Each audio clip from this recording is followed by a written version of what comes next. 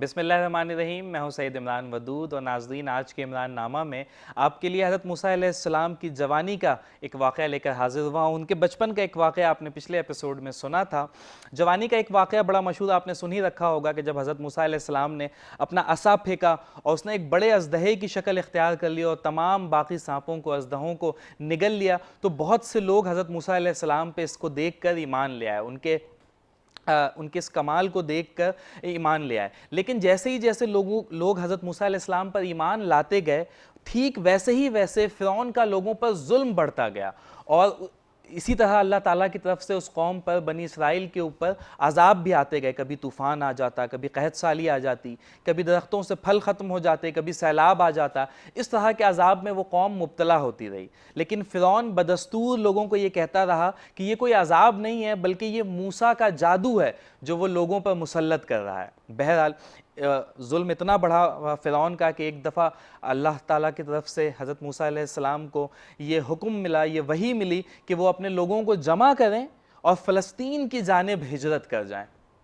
حضرت موسیٰ علیہ السلام نے بنی اسرائیل کو جمع کیا۔ ناظرین، میں آپ کو بتاتا چلوں کہ بنی اسرائیل تاریخ کی سب سے سرکش قوم تصور کی جاتی ہے، جو ہر بات میں مزاح کا پہلو تلاش کرتی، جو ہر بات میں اس بات سے کوئی نئی بات نکالنے کی کوشش کرتی اور ہر ایک بات کو 10 رنگ دینے کی کوشش کرتی۔ بہرحال قصہ یوں ہے کہ حضرت موسیٰ علیہ السلام نے اپنے قوم کے لوگوں کو جو ان پر ایمان لے آئے تھے، اس میں سے کچھ دل سے ایمان لائے تھے، کچھ دل سے ایمان نہیں لائے تھے، انہیں جمع کیا اور کہا کہ حکم خداوندی ہے، ہمیں فلسطین کی جانب ہجرت کرنا ہے۔ بڑی خاموشی کے ساتھ لوگوں کو جمع کیا گیا اور یہ قافلہ مصر سے نکلا اور فلسطین کی جانب رواں دواں ہو گیا۔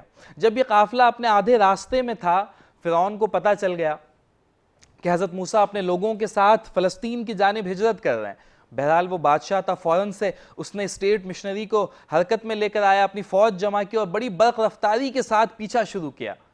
حضرت موسیٰ کا لشکر کافی آگے تھا، فرعون کا لشکر پیچھے تھا، لیکن چونکہ بادشاہ کی فوج تھی، تربیت یافتہ فوج تھی، بڑی تیزی کے ساتھ پیچھا کیا، حتیٰ کہ حضرت موسیٰ علیہ السلام کا جو لشکر تھا وہ دریائے نیل کے کنارے پہنچ گیا، اور جو موسیٰ کا لشکر تھا وہ حضرت موسیٰ علیہ السلام، اور جو فرعون کا لشکر تھا وہ حضرت موسیٰ علیہ السلام کے لشکر سے کچھ ہی فاصلے پر پہنچ گیا۔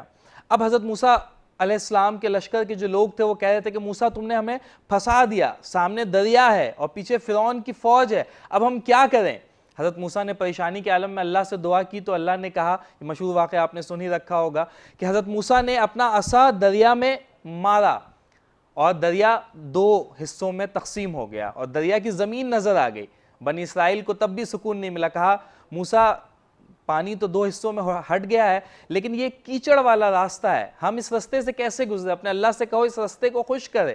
موسیٰ علیہ السلام نے پھر دعا کی، ہوا آئی اور اس کیچڑ کو خشک کر دیا گیا۔ حضرت موسیٰ کے لشکر نے کہا کہ موسیٰ ہم 12 قبیلے ہیں، ہم کیسے گزریں یہاں سے؟ کوئی ہر قبیلہ دوسرے قبیلے سے آگے نکلنے کی کوشش کرے گا، اپنے رب سے کہو 12 راستے بنا دے۔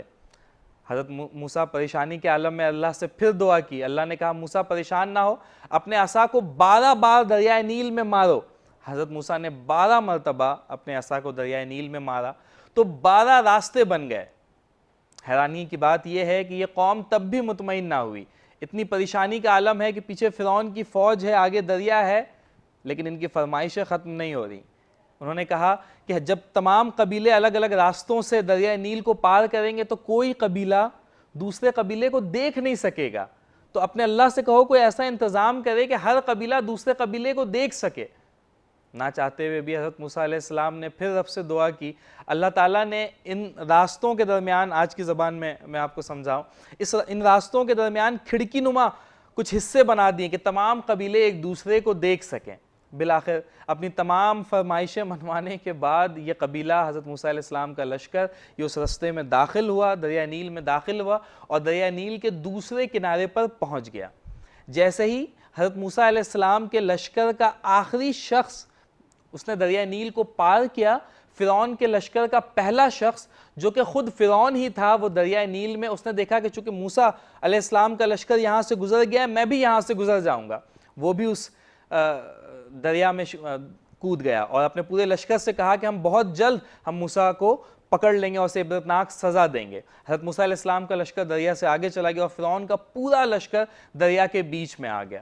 جب فرعون کا پورا لشکر دریا کے بیچ میں تھا، اللہ تعالیٰ نے دریا کے پانی کو حکم دیا کہ تم آپس میں مل جاؤ، اور دریا کا پانی آپس میں مل گیا۔ اب جب فرعون کو لگا کہ بس اب زندگی اپنے اختتام ہی کو ہے، تو اس نے اس وقت ایمان لانا چاہا، کہا کہ میں اللہ تعالیٰ کے اوپر ایمان لاتا ہوں اور میں یہ تسلیم کرتا ہوں کہ وہی تمام دنیا کا پالنے والا ہے اور وہی تمام دنیا کا پیدا کرنے والا۔ لیکن اس وقت تک ناظرین مہلت ختم ہو چکی تھی، دریا کا پانی آپس میں مل چکا تھا اور ہزاروں کا لشکر وہ غرق آب ہو گیا، وہ دریا میں ڈوب گیا۔